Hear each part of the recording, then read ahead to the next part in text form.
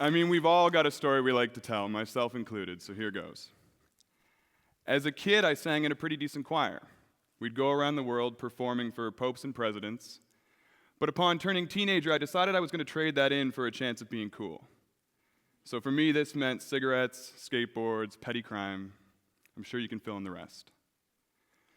I failed miserably at this particular brand of cool and then proceeded to become target 1A for bullies for quite some time until finally I found a path to relevance by stumbling into a role with nearly universal high school importance: selling drugs.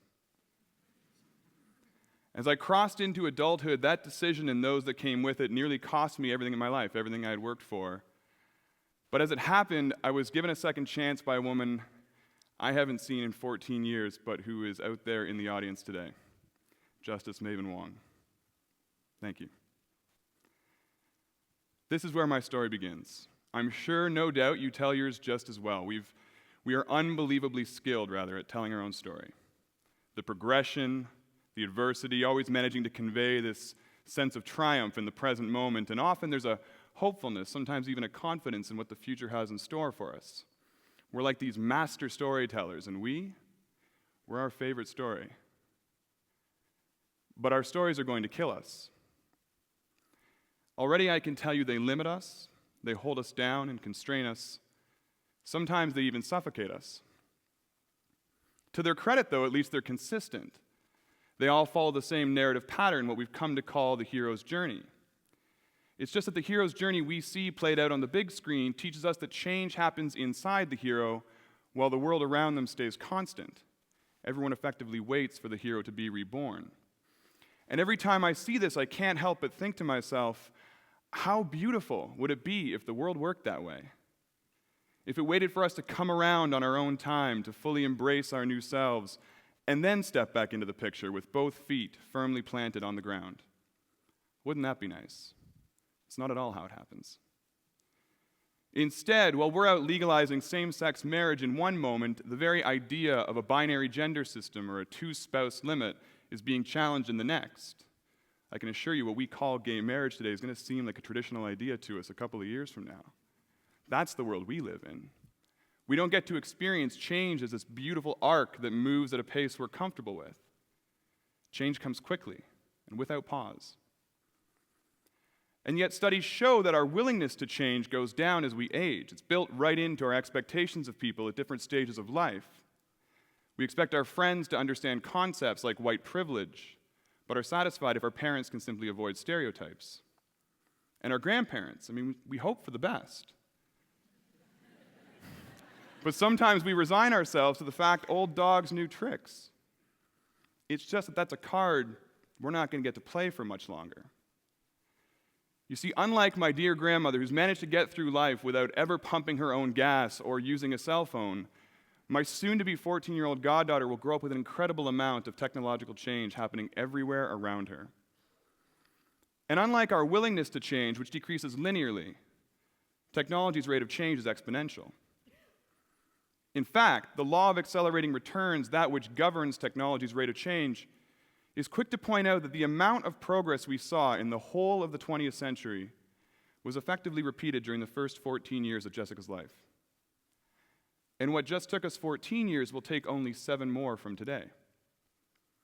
By 2040, when Jessica's 38 years old and beginning to consider children of her own, a 20th century worth of progress will be happening multiple times per year.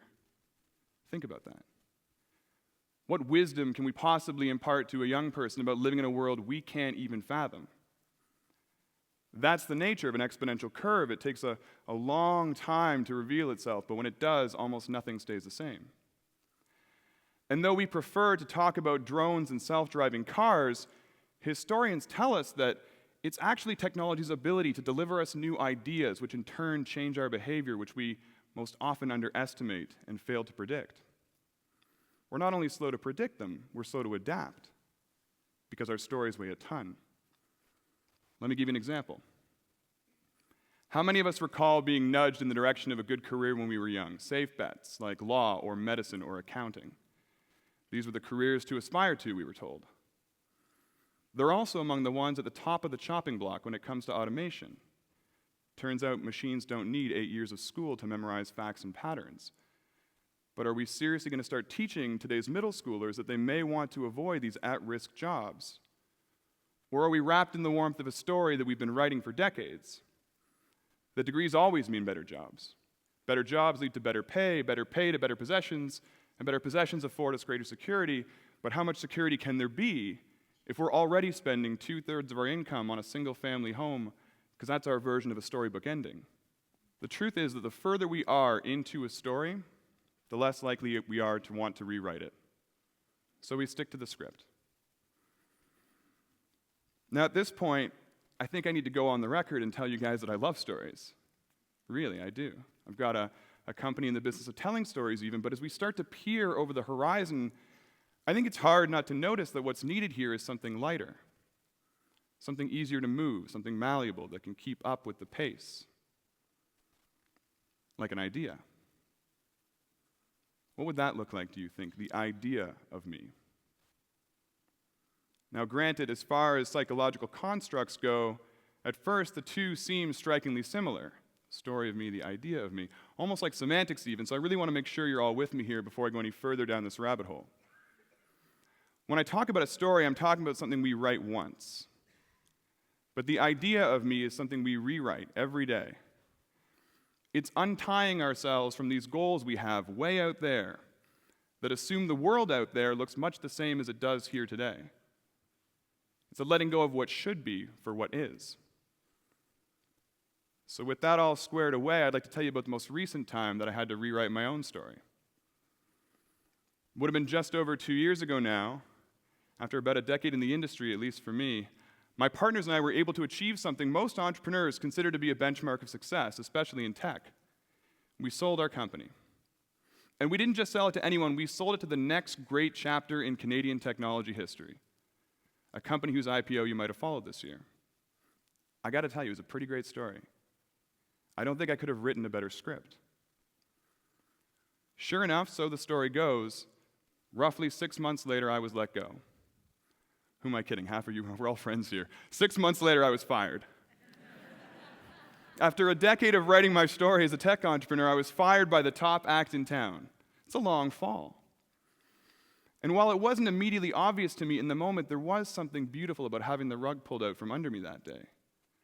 Like a lightness that came from realizing I didn't actually vanish by virtue of losing my story. That there in the empty space was an idea of who I might be next. At the same time, it was deeply unsettling. I found the switch from story to idea really challenged my sovereignty. You see, my story had one author with veto power and final say on the interpretation of all the events in my life. When it's a story, that's kind of how it is. We get to choose how we perceive those events, and we do so in a way that best suits us, that leaves the story as much intact as possible. Got bullied as a kid? You pick the reason. Got let go? Ultimately, you're going to decide why that was. Stories force us into these either-or choices where either it fits the script we have for ourselves or it doesn't. But the idea of me, I quickly realized the idea of me isn't built on an either-or at all. It's built on and. Instead of getting caught up with whether we're a success or a failure, whether we're right or we're wrong, and reminds us that both are true.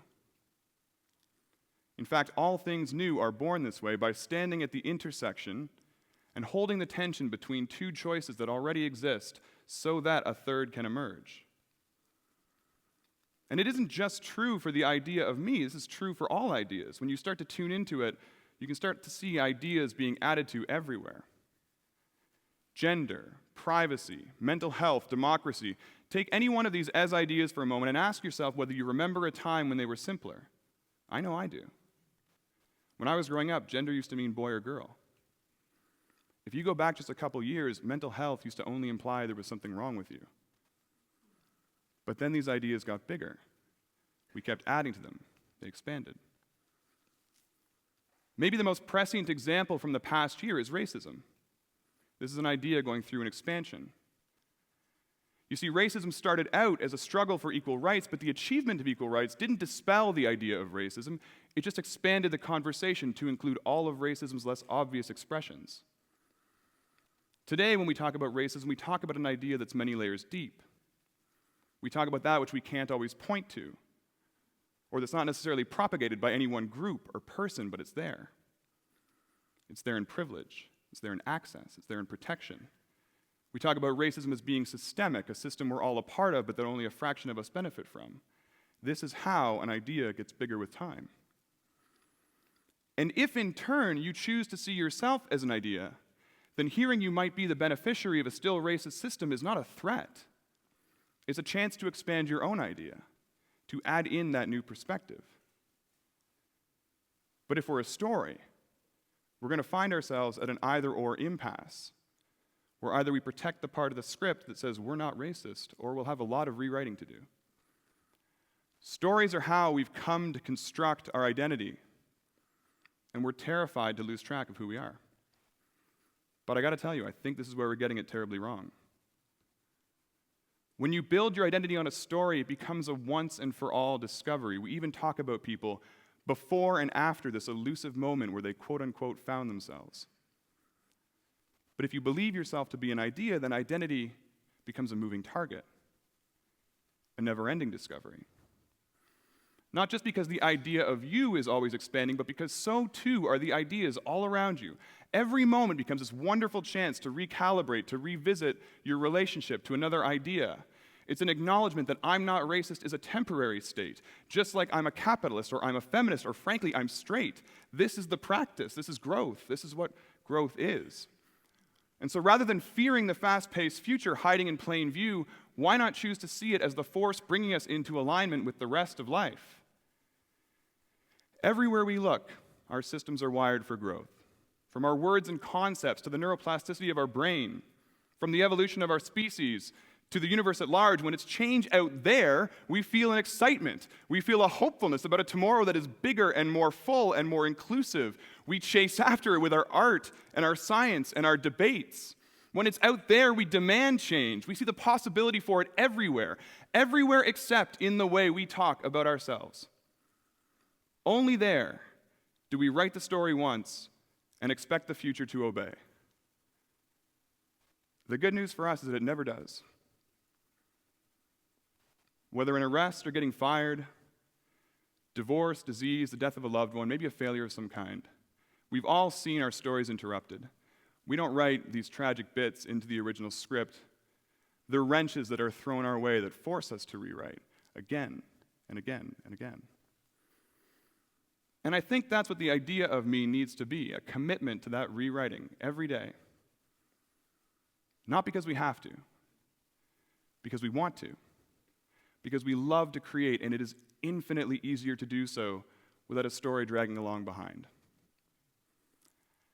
You know, Bob Dylan knew this when he famously said, tongue-in-cheek, "Do not create anything, because it will not change." Implying, of course, that the world might love what you make, but you'll be different by the time they do. As an artist, he refused to get married to his own mythology, the story of Dylan the folk singer or the voice of protest. Steve Jobs knew this when he continuously cannibalized Apple's product lines. He knew falling in love with the story that Apple was the best at computers or the best at phones or the best at tablets was effectively a death sentence, in that it meant the end was just around the corner. He knew creating was an act of letting go. And now, after quite a few rewrites, and though still sometimes kicking and screaming, I'm beginning to see this for myself. And I think it's something we should all embrace. Because creating isn't reserved for artists and entrepreneurs.